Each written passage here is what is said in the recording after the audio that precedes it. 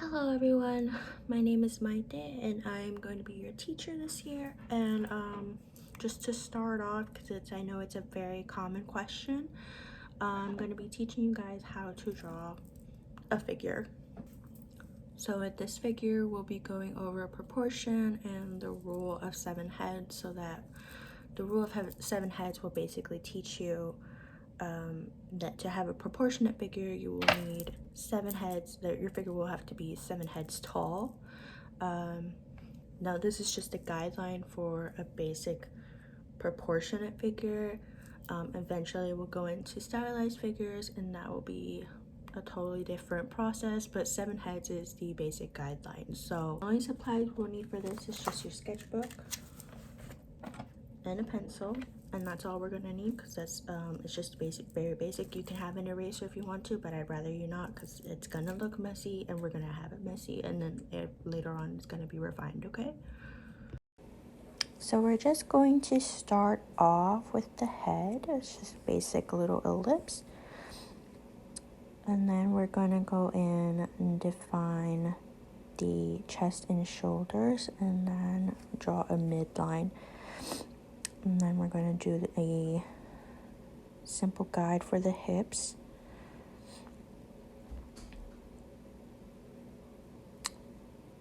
And then we're going to go ahead and draw the torso. And at the torso, what I like to do is draw that little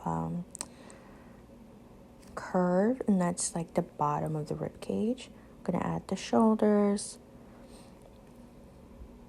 elbows, and I connect them with their lines, and then wrists.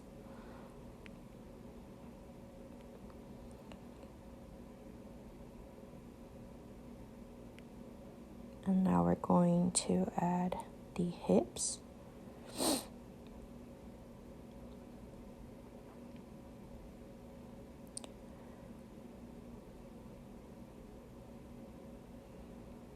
So now we have the chest, shoulders, hips, well, chest, arms, and hips defined. Next is hands.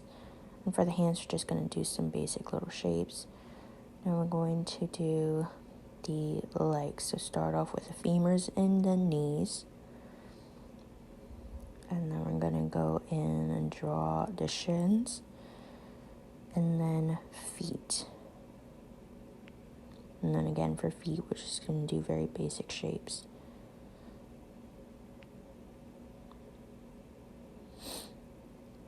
So here it goes. Go 1 head, 2, 3, 4, 5, 6, 7 heads.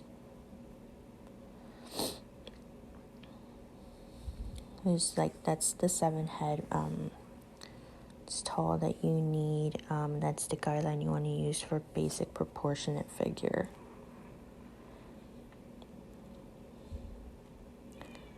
And then to make sure the shoulders are right, you're gonna do, the guide is a head in each shoulder, on each shoulder, and that's the width for shoulder width.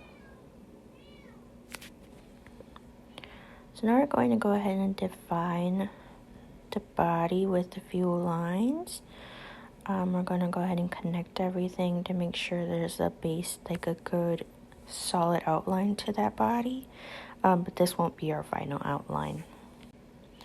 So we're just going to connect all the shapes, just kind of define the hand shapes for a minute. Nothing too crazy. Hands are a whole other thing. Connect the chest and hips. Define the pelvic bone.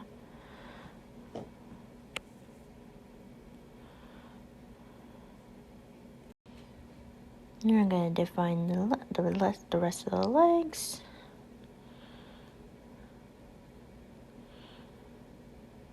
Right, now it's just the basic definition of everything, nothing too crazy. And we'll go in and just define everything a little better. Going to define the head. And then we want to draw a circle for the like most of the skull, what the skull would be basically. And we're going to square off the jaw and chin. You could leave it round if you wanted your character's head to be round. I like to square it off because I like a sharper jaw. And then we're going to go in, define the neck. And here we're going to go in and define shoulders. Just kind of add a little more definition to everything. Kind of define that. Here we're just going to go in, sped up the video a little bit just to cut down on time. But I'm just going to go ahead and define all the areas, feet. There's the knee. Clean that up too. Feet again. And we're just going to go in and again on the neck and clean that up. So real quickly here, I'm just going to go over what a more female presenting body proportion would look like. So it would have bigger hips and stuff like that. And then you can do, this is just like a really quick version we would do for like gesture drawing, which is what your gesture drawing should kind of look like. It's just kind of something like this real fast. Kind of define the head a little bit again. And then a female presenting body will have a little more sloped shoulder. Like softer sloped shoulders typically. More rounded hips.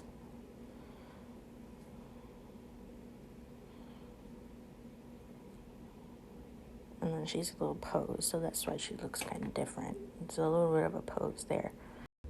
And eventually we'll go into like doing some of these quicker, smaller versions of the draw of the body, so you can really practice gesture drawing. And it's just going to be an easier way for you to get through when you want to draw a character and draw poses. So I went ahead and just kind of refined him just a smidge, but we're going to go ahead and define him a little more and just kind of clean him up so you guys can see. Although, so I still would rather you guys not use your eraser, but I'm going to use my eraser just so you guys can see what it would look like in the end.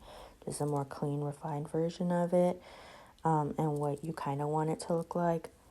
And again, you can use your erasers if you want to. I'd rather you not, just so like we can learn like your lines and stuff. But I'm going to go ahead and erase and clean up in here so you can see. I'm going to show you what the difference would be between a male presenting body and then a female presenting body.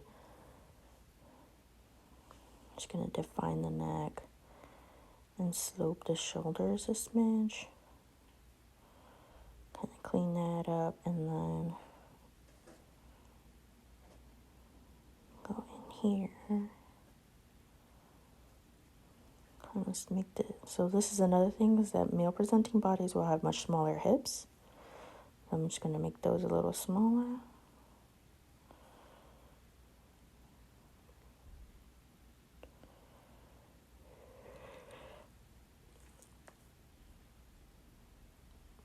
Making them smaller. Right, so that's what you're going to see. That a more male presenting body will have typically smaller hips than a female presenting body, because a man's center of gravity is at their chest. So male center of gravity is at the chest. Center of gravity. And then a female presenting body center of gravity is at the hips. Center of gravity. So you'll see more male presenting bodies will be broader at the hips than they would be at the waist. And that's why we have that. That's a good rule of thumb to keep in mind, is that a male presenting, if you want to look male presenting, is going to be broader at the chest than it would be at the hips. Female presenting would be wider at the hips than the chest. Typically, this is not for everything. Obviously, your characters are going to look like the way you want them to, and they're going to present the way you want them to. But for general rule of thumb and for like basic proportion, that's how you want it. That's the rule to look forward to.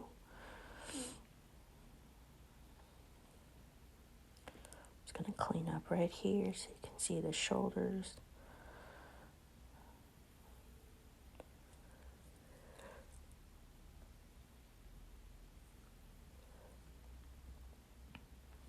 Clean up the pectorals. You're going to start right at where the arms go in.